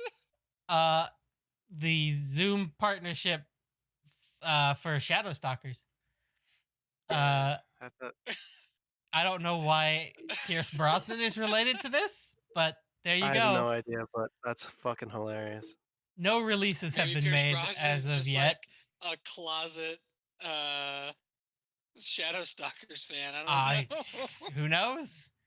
Because apparently there's no details. This says no releases have been made as of yet. However, voice recording footage and pictures have been released by Freeman and Zoom Platform. The aforementioned footage and pictures include actors and comedians Andy Dick, Bruce Dern, Christian Eriksen, Rich Voss, and Sebastian Bach. And I don't think I've heard any of those names before. I've heard Johann Sebastian Bach died many years ago. Release now appears... Yeah, I mean, you're not wrong. Release now appears set for 2020 with no 3D Realms involvement. Boy, I wonder if that happened. It's like, release now seems set for 2020.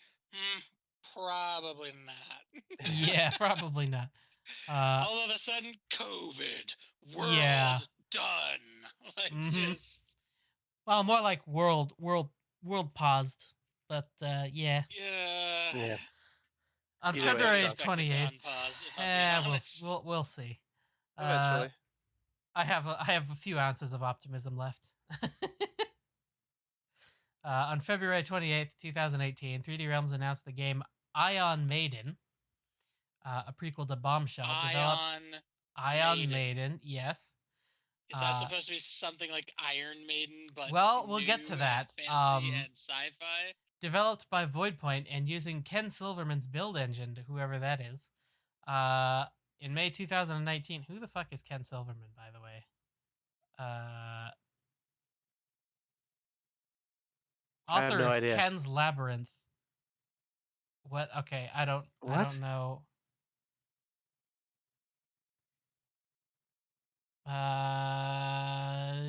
Yeah, I don't know. Anyway, in May 2019, the company was hit with a $2 million trademark infringement lawsuit by, guess who?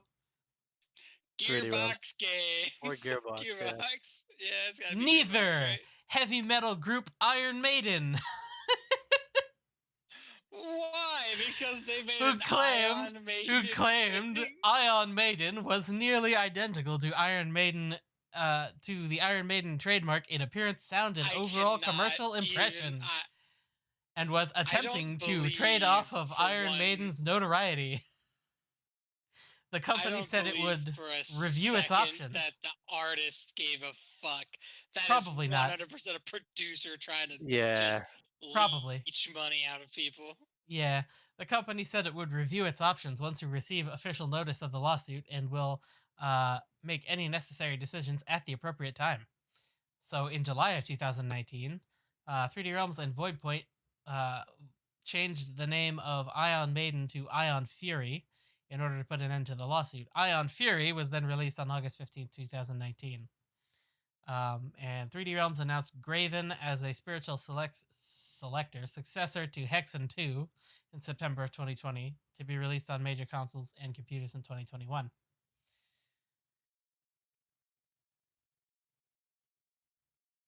So that's basically where they're at. Huh. Wow, I'm just like, man, they took a downhill dump. Oh yeah, they took like a real heavy downhill. Holy shit. Like, yeah. I was just like, no, it's just like, we're still here.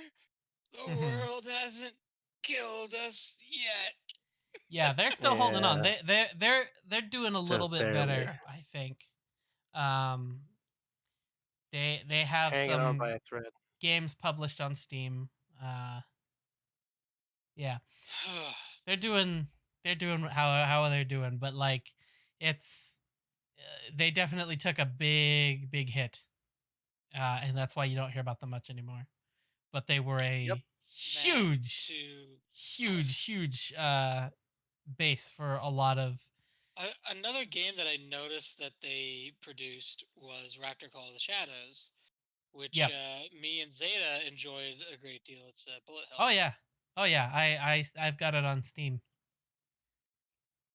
Do you want me to run through some of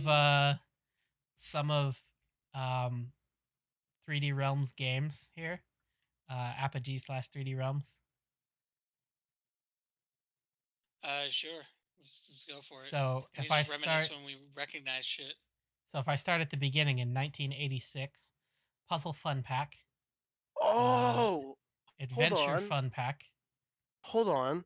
Mm-hmm. I just looked up Raptor Call of the Shadows. I actually do remember. Yeah. That one is a bullet hell. Big time, boy. You're like. Am I cutting out? Raptor Call of the a little bit. I actually remember. Okay, well, I looked up Raptor Call of the Shadows. I actually do remember playing this. So really fun.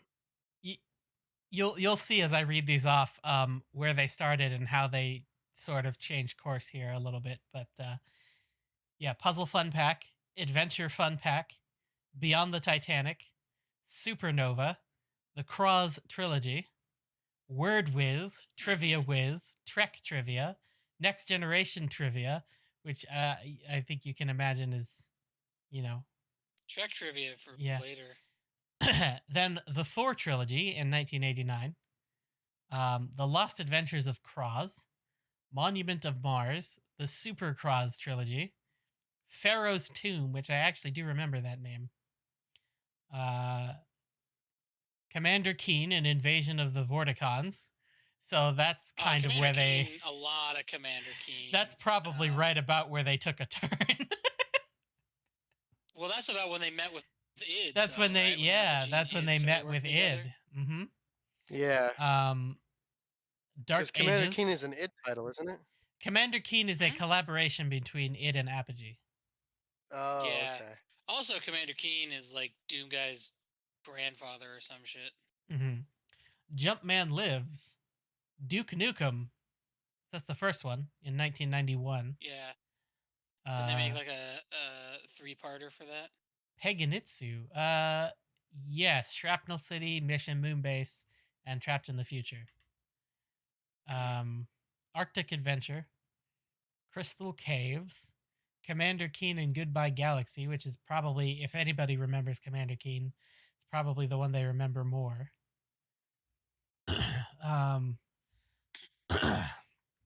I've fucked up my throat.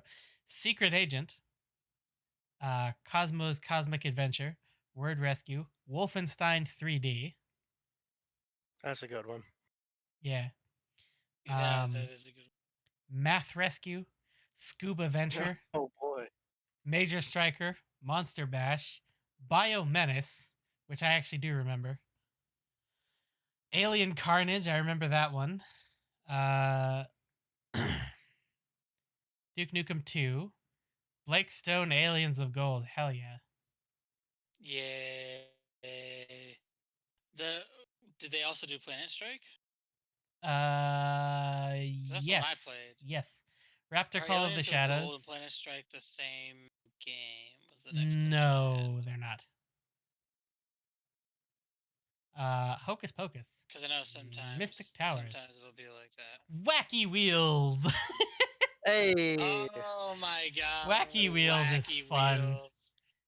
Wacky Wheels. Oh, is so much Wacky Wheels. Wacky Wheels is it's a sort of Mario Kart type game, but like all the power-ups are porcupines. It's so much better. It's so fun. It's like dumb and silly, but hilarious and fun. Yeah, and there's one of the things that like turns you. One of the power ups, like literally turns your screen upside down. Yeah. screen upside down.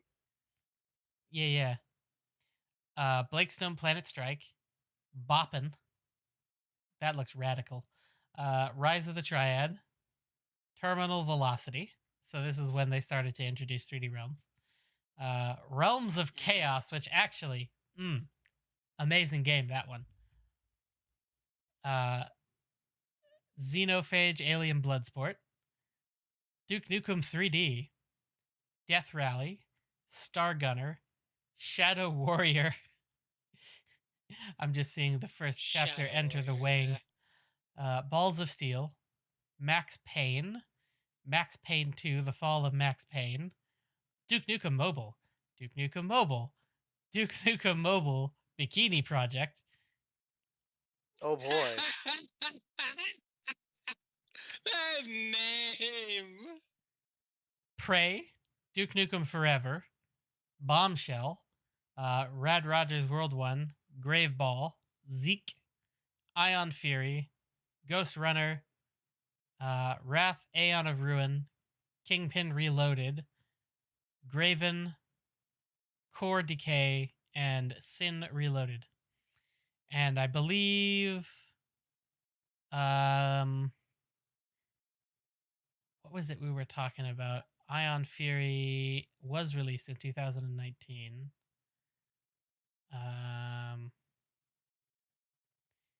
Yeah. Huh. I don't remember what we were talking about. And then there's all the Duke Nukem games that are specifically marked here. Bunch of canceled games, including Prey 2. Interestingly enough, Duke Nukem Forever is listed as a canceled game. I mean, it was officially canceled and then like not canceled, Yeah. right? Yeah, so if you recognize any of those, I know we recognized a lot of them. But if any of the listeners recognize any of those, yeah, that was 3D Realms. They made a whole lot of. They were basically a huge part of early gaming, and they contributed a lot to the gaming industry, and that's why I wanted to talk about them, because they were one of the big original, at least in the West, one of the big original companies. Yeah, and they like we said previously, they had their hands and they had their fingers in all the pies. They had a lot to do with getting games to where they are now. And then they were gutted. That is, to be fair, I was gonna say that's the downside to a lot of these earlier companies. Is you get these companies and they were really important in the 80s or the 90s. Like Atari is a big name. Sega is still around, but they don't make consoles anymore. And pretty much most people who think about Sega, they're like, it's you can kind of see, you can kind of see which companies were able to adapt and which ones failed to adapt to modern changes and whatnot. Unfortunately, Apogee / 3D Realms was one of those companies that didn't adapt very well, so they got sort of swept under the rug. Apparently they figured out how to financially back other people pretty well, but yeah, that's because Scott Miller's a smart boy. Yeah. But I mean, you look at it, like Squaresoft / Square Enix, they adapted. Id, that's a big one. Id managed to adapt real well. Yeah. It managed to. I wanted to say something about that. It disappeared off the face of the planet for a minute. I mean, That that's was true. because They did. that was because of the amount of absolutely terrible that Doom 3 was. Yeah. Also I true. think he agrees. Isn't that right, Zeta? Stay in school, kid. And I think, wow, are we doing that again? I think though. I'm so glad this is not coming out before next week because it's so fun to fuck with him and talk about the Zoom platform. Yeah. Yeah. Zoom platform. Oh my god. But anyway, I say it made Doom 3 then just disappeared for like a Well, decade. they made Doom 3 and then they made Doom 3 Resurrection of Evil, which was like Yeah. Doom 2. And then they disappeared. But then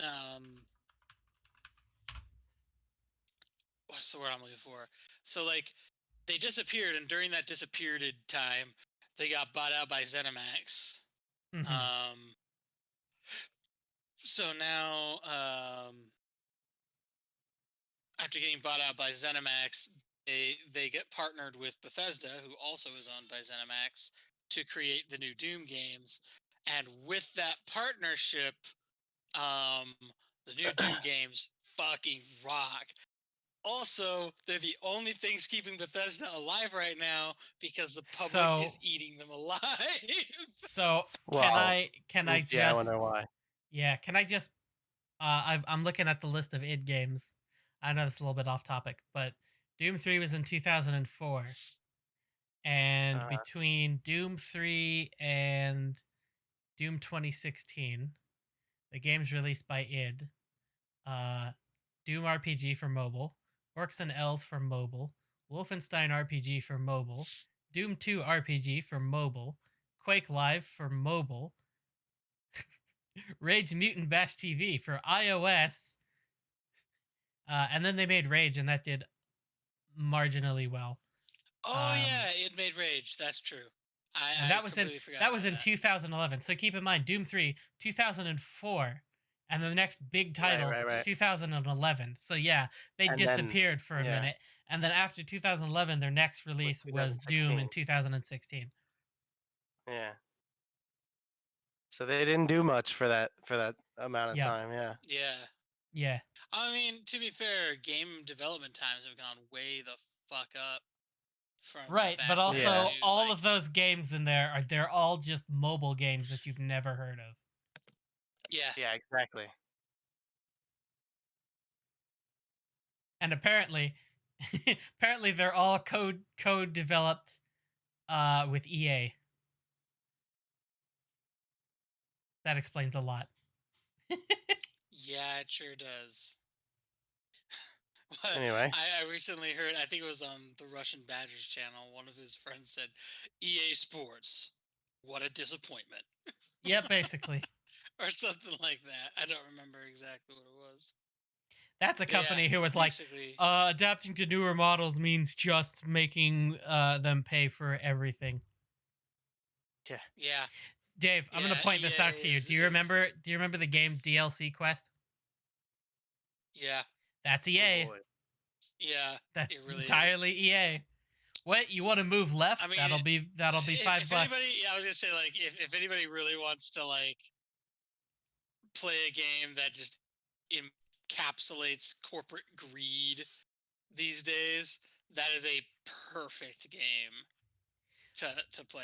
It's actually free. You don't have to get real DLC at all. But like, that is fucking perfect. Yeah. But yeah, so that was 3D Realms. I don't have much more to say about it.